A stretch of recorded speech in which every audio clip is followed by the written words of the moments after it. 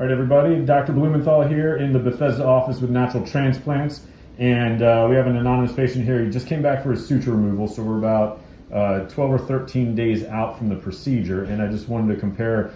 He had had a previous surgery done in the area, and that from that scar, that is this scar right here, and it's actually not a bad scar.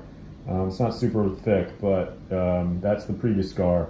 Our scar is the one above it. It's actually, I mean, we're just almost not even 2 weeks out. We just took the stitches out, but you just barely perceive it. Some places you can't even see it. All the way around right here. This is just by comparison, just to sort of give you a heads up, or to give you a idea of what our scars look like. And it's one of the biggest factors that guys have. Every guy asks a lot of questions about how big the scar is. And he could fade that down easily to put a 2 guard over that, and you would never see it. You may need a 3 guard for the old scar, but anyway, that's a nice comparison between our scar and old scar and a scar from another place. But there you have it. Hope this clears some confusion up and makes people feel a little more comfortable when they're talking about scars.